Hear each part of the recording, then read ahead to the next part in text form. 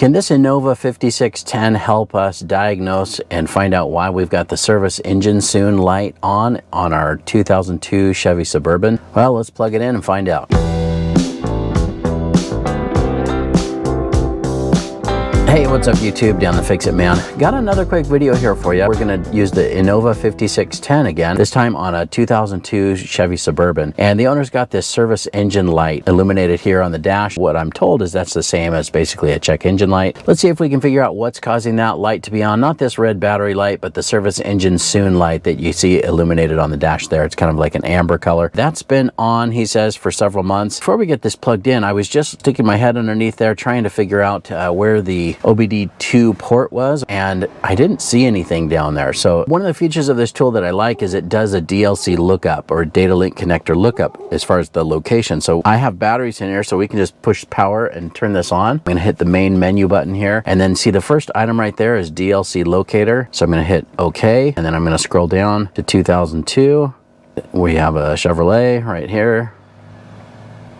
Let's hit OK. Let's hit next page. And let's go down to Suburban right here.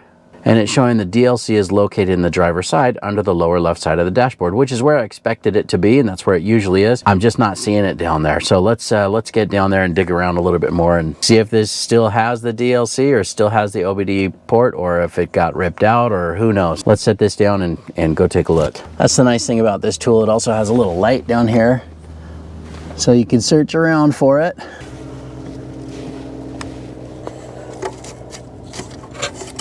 Oh, was this it? Yep. Well, it looks like somebody's either ripped it out or pulled it down before. Let's get it plugged in and get connected to the vehicle. There we go. All right, now this says communication error, unable to establish communication. Verify the connection at the DLC and the ignition is on. Okay, ignition is on.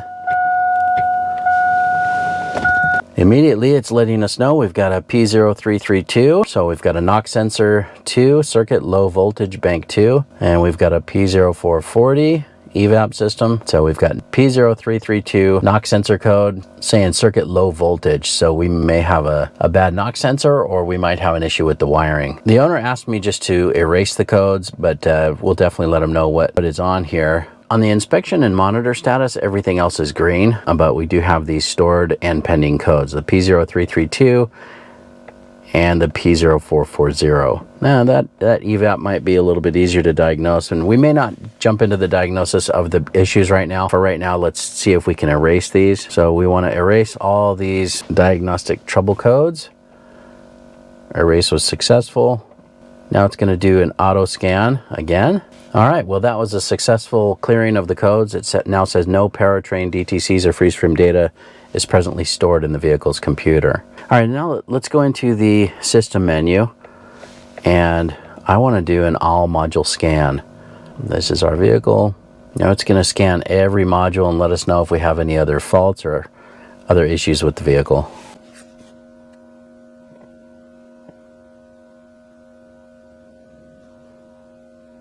So no PCM DTCs. We do have one on the ABS.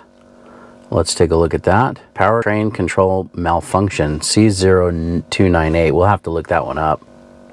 And we have 4 BCM DTCs. Take a look. So the ambient light sensor circuit low, ALC headlamp relay output short to ground is open, park lamp control circuit, ambient light sensor circuit low, and we've got 4 DTCs on the HVAC, or heating and air conditioning. And this vehicle, the owner did tell me that the AC does not work right now. So let's see if this will tell us what's going on here. So our temperature control circuit, too many pulses.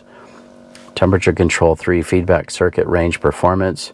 So those are current and showing in history as well. So might be an issue with that temperature control. We'll have to look that one up as well. But now we know that we do have that particular issue, and nothing in the instrument panel cluster.